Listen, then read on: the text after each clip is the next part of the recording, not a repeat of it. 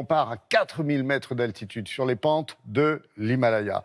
Bonjour Nicolas. Alors malgré une station de ski parfaitement équipée, j'imagine que les sports d'hiver ne font pas encore partie du paysage en Inde. Disons que ce n'est pas la première chose qui vient à l'esprit en évoquant le pays. Et oui, effectivement, Laurent, bonjour. Pour beaucoup, l'Inde, ce sont les chaleurs écrasantes ou même parfois les torrents de pluie lors de la mousson en été. Mais on oublie que l'Inde, c'est aussi la neige et pour cause, le pays est aussi traversé par l'Himalaya, dans le nord, près de la frontière avec le Népal et le Pakistan. Et donc, le pays possède lui aussi sa station de ski. Alors tout en bas, vous trouverez les débutants, les Indiens, qui n'ont la plupart du temps jamais vu la neige. Mais au sommet, ce sont les plus aguerris qui s'élancent parfois depuis des hélicoptères à 4000 mètres dans une poudreuse à vous faire pâlir d'envie. Visite guidée tout de suite avec Hélène Ekman et un commentaire de Marine Giraud.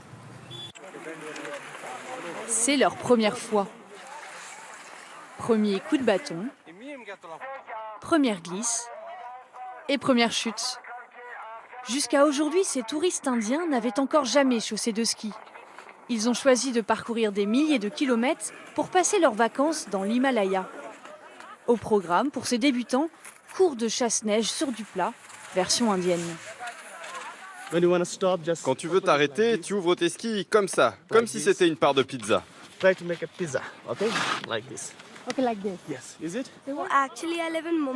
Je vis à Bombay et là-bas il n'y a vraiment pas de neige. Il fait vraiment très chaud, donc là le temps ça nous change et j'adore ça. Je viens surtout pour mes enfants qui ont 6 et 11 ans. Ils sont là avec moi pour la première fois et j'espère que dans les 2-3 ans à venir, ils seront de bons skieurs et qu'on pourra venir skier en France. Fais la pizza. Fais la pizza. En attendant les pistes françaises, il leur faut s'entraîner. Car en Inde, les sports de neige sont encore très méconnus.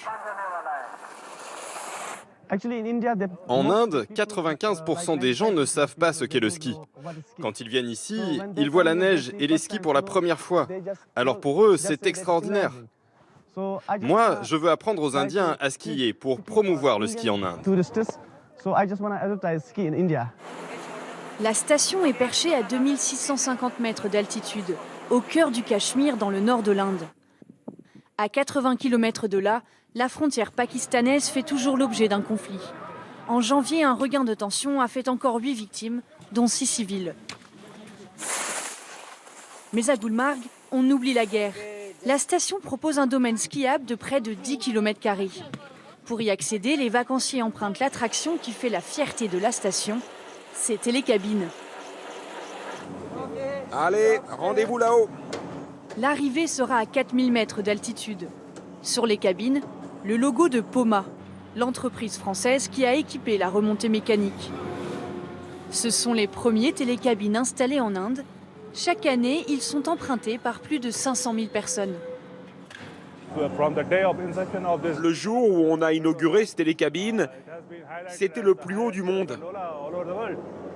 Et donc, bien sûr, ça attire des personnes du monde entier. Au sommet, place aux pros. Ceux qui, comme Yannick, viennent pour le hors-piste. Chaque hiver, ce Québécois s'installe pendant 3 mois à Gulmarg. Yannick a même créé un site internet dédié à l'offre touristique de la station. Que c'est beau! Je crois pas que ça va vraiment devenir un gros centre de ski comme en France ou au Canada avec des dizaines et des dizaines de remontées. Ça va rester un petit joyau pour les gens qui sont passionnés de poudreuse et de grosses montagnes. Au cœur de la saison, il ne serait pas plus de 200 touristes étrangers à Gulmarg. Yannick peut profiter d'un terrain de jeu inouï, presque tout à lui. Vous avez vu, l'Himalaya quand même. Merci beaucoup Nicolas et à bientôt.